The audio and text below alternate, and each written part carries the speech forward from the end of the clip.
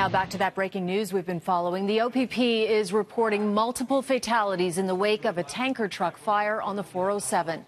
A fireball shot into the sky shortly before 5 after the truck rolled over on the highway near Dufferin. We are joined live now by OPP Sgt. Kerry Schmidt. I'm sure it is a horrific scene. What is the very latest that you can tell us, Sergeant?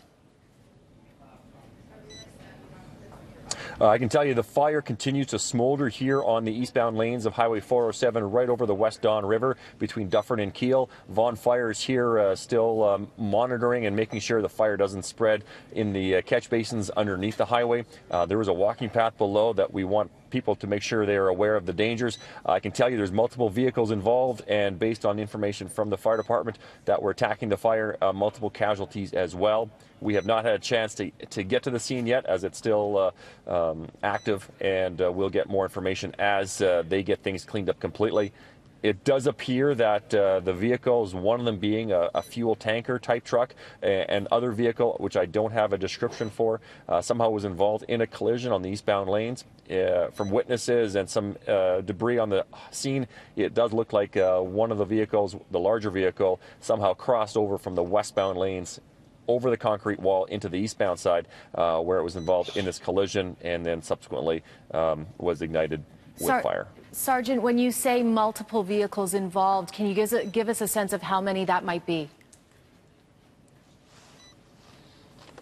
Well, right now I can only see 2, but again, it's still smoking and billowing, so I don't know what else is involved. If there's other vehicles in and around the scene, I don't know. It does appear, I can see 2 for sure, but there could be other vehicles involved that we have yet to identify.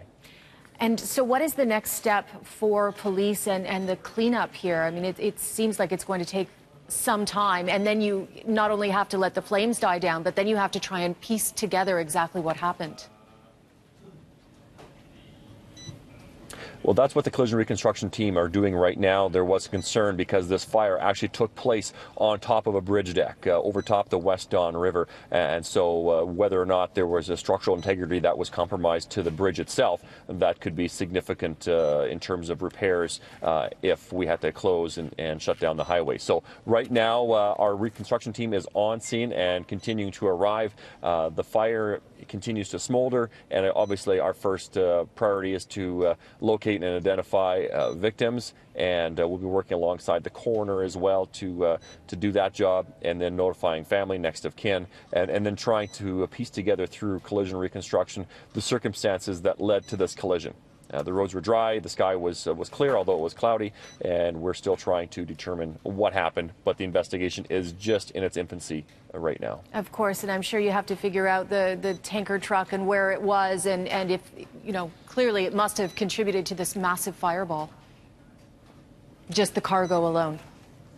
Well, we're going to look into all that, and we'll look to see, yeah, exactly. We'll look into whether or not there was mechanical issues, human issues, or what the circumstances were that led to this crash. And in the meantime, the eastbound and westbound lanes of the 407 are shut down, and traffic is being diverted off, but there's still massive amounts of traffic that is stuck here on the 407 waiting to get evacuated. And in the meantime, anyone who, if you're able to make contact with those drivers, please stay in your vehicles, wait for police direction.